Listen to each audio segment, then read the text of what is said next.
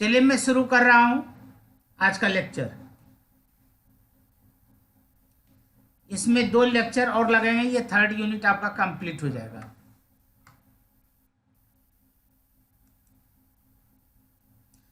आज हम लोग केवल न्यूमेरिकल पढ़ेंगे, जो इससे पहले हम लोगों ने थ्योरी पढ़ लिए हैं उससे रिलेटेड। सबों को साफ साफ स्क्रीन तो दिखाई पड़ रहा है, किन्हीं को कोई परेशानी तो नहीं? No sir. ठीक नो है, सर। ठीक है। जो आगे आप लोगों के मैं टेस्ट लूंगा, आपको पता है कि जनरली मैं न्यूमेरिकल्स ही देता हूं, और शुरू के 4th यूनिट तक 1st, 2nd, 3rd और 4th, इसमें जितने भी न्यूमेरिकल्स हैं इसकी आप अच्छे तरीके से तैयारी कर लेंगे। मैंने आपके लिए 4 अलग टाइप के न्यूमेरिकल्स छांट करके रखे हैं, वो आपको दिखाई पड़ रहा होगा। Question number first, which of the following have maximum molar conductivity. आपको यहाँ पर 2 क्वेश्चन दिया गया है और इन दोनों में आपको बताना है कि मैक्सिमम मोलर कंडक्टिविटी किसका होगा। क्वेश्चन नंबर फर्स्ट, या यूं कह दीजिए कि केस नंबर फर्स्ट, 0.08 मोलरिटी दिया गया है सॉल्यूशन का, और इसका स्पेसिफिक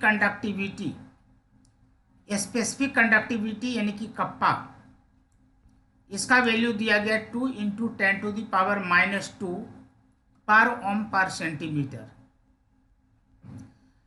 जब आप सॉल्यूशन लिखते हैं तो सबसे पहले जो आपको क्वेश्चन में गिवन आइटम दिया हुआ रहता है वो चीज़ आप लिखते हैं।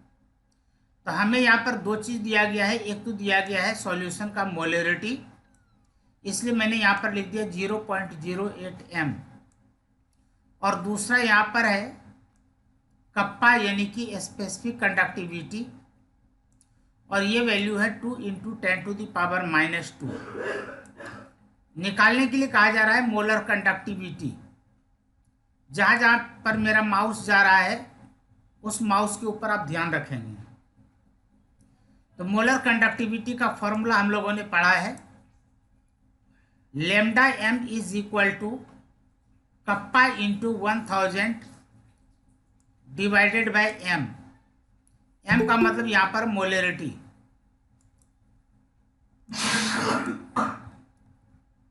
अब मैं इसके अंदर इसके वैल्यू को पुट कर रहा हूं। कप्पा की जगह पर मैं लिखूंगा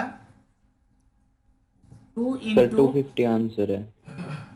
वाह, थैंक यू। ये सॉल्व हो जाएगा क्या? Yes sir. सर ठीक है, तो आगे मैं निकलता हूं। उसी तरीके से दूसरे केस में यहां पर 0.1 m दिया गया है मोलरिटी, और इस बार यहां पर आपको रेजिस्टिविटी दिया गया है, कंडक्टिविटी नहीं दिया गया है। तो इस केस में पहले आपको कंडक्टिविटी निकालना पड़ेगा। तो कप्पा = 1/λ हम लोगों ने पढ़ा था, और उसके बाद आप इसके अंदर इसकी वैल्यू को पुट करें।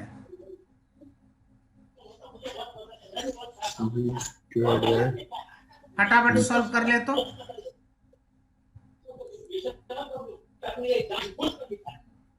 200। बिल्कुल सही है।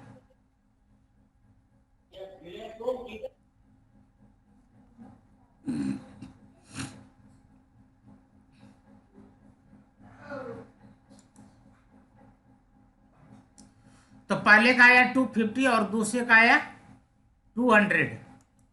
इसका मतलब कि पहले वाले का मोलर कंडक्टिविटी क्या है, ज़्यादा है। तो आप यहाँ पर आंसर लिखेंगे, show the molar conductivity of 0.08 m solution will be greater than 0.01 m solution. तो पहला क्वेश्चन समझ में आ गया सबको? हेलो? Yes sir. ठीक है। अब सेकंड क्वेश्चन यहां पर देखिए, इसे आप लोग सॉल्व करें तो इस बार दिया गया है, इसको मैं थोड़ा बड़ा कर देता हूं ताकि पढ़ने में कोई परेशानी ना हो।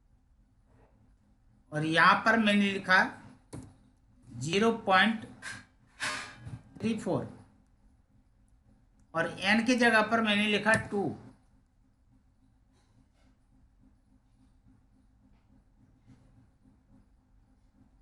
अब हो गया सॉल्व। Yes sir. ठीक, यस सर। कितना आया? ये आंसर आया क्या?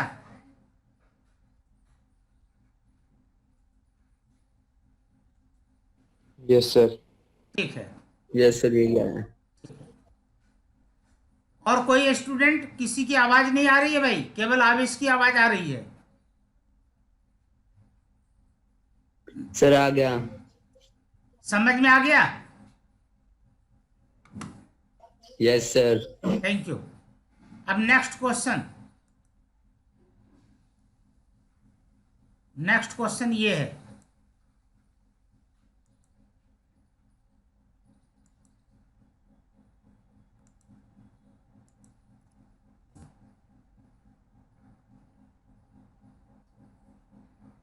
यहां पर कहा जा रहा है कि write the cell reaction and calculate the EMF of the cell. आपको यहां पर सेल रिप्रेजेंटेशन दिया हुआ है। सेल रिप्रेजेंटेशन को मैं रेड कलर से दिखा रहा हूं और ये क्वेश्चन में गिवन है। जो गिवन वैल्यू है इसे मैं ग्रीन से दिखा रहा हूं ताकि समझने में कोई परेशानी ना हो। इसके आंसर को मैं छुपा रहा हूं। सॉल्व कीजिए।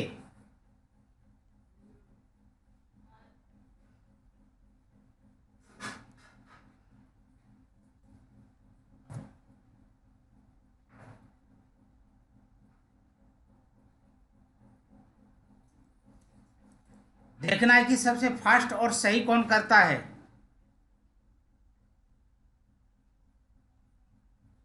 जो सबसे फास्ट और सही करेगा उसको मेरी तरफ से इनाम मिलेगा।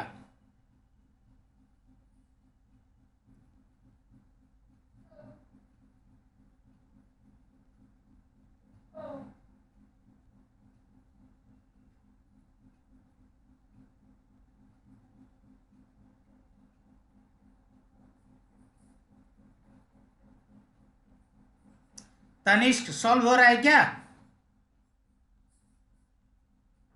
यस सर, कर रहा हूँ। हाँ कीजिए।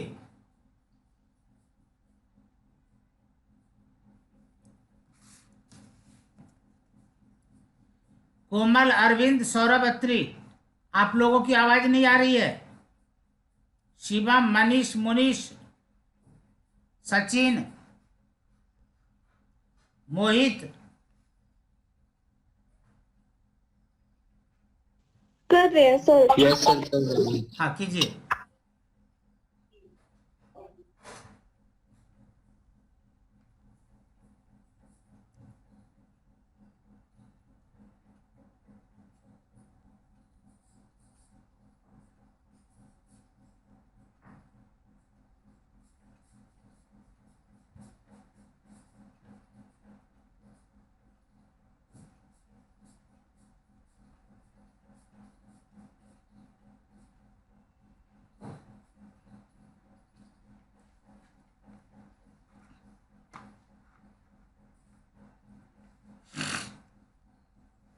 Sir 0.26।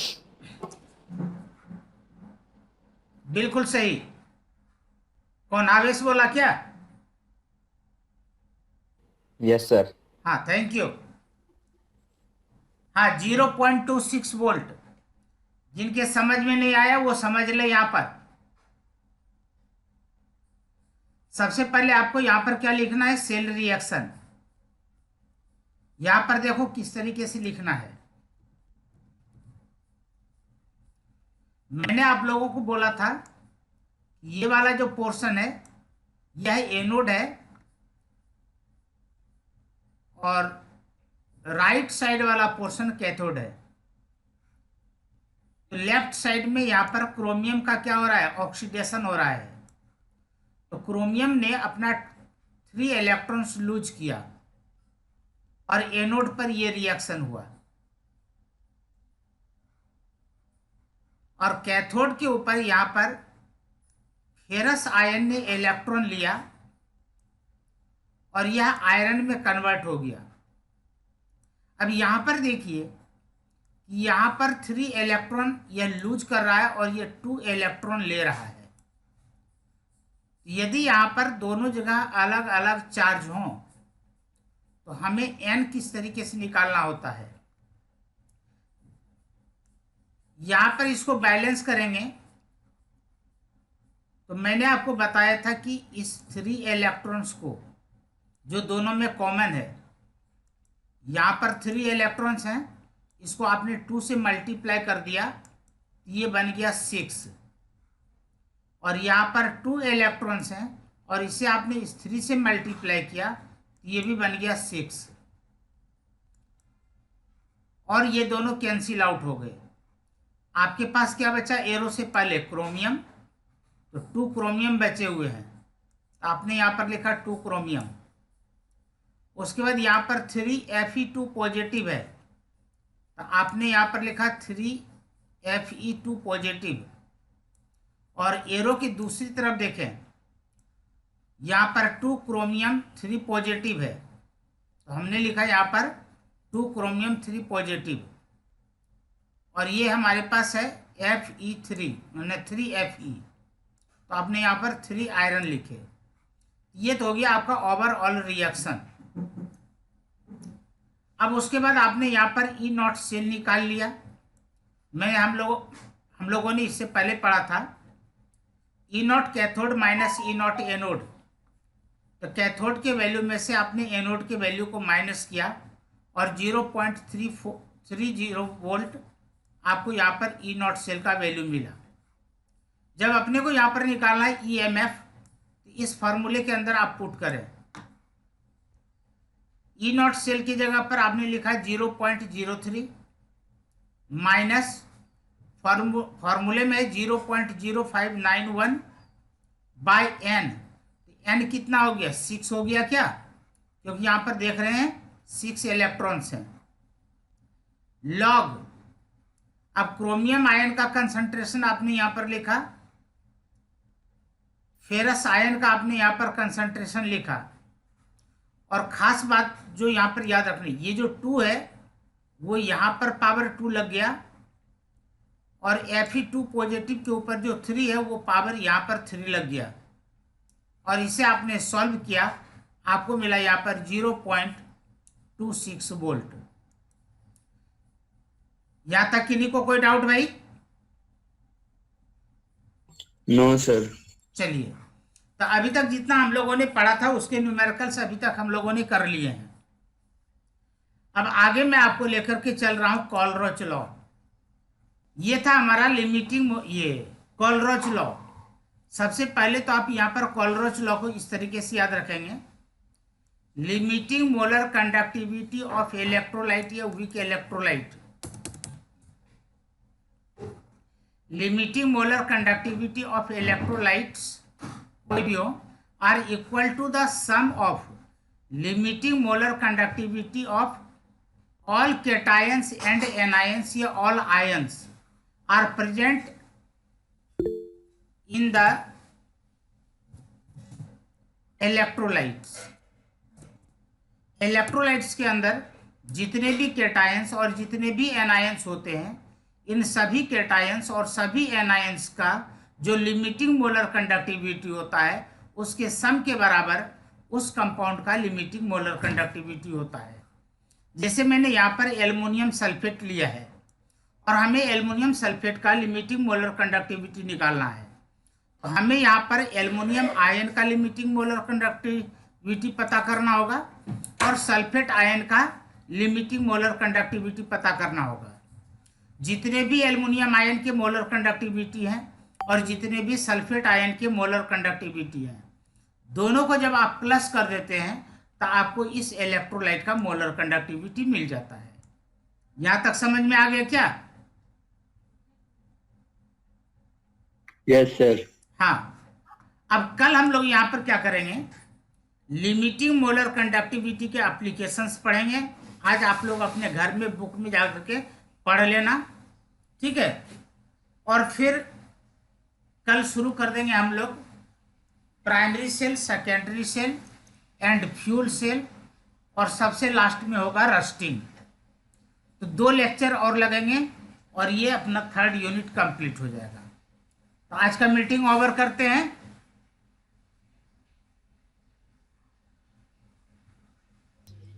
Thank you sir. Thank you.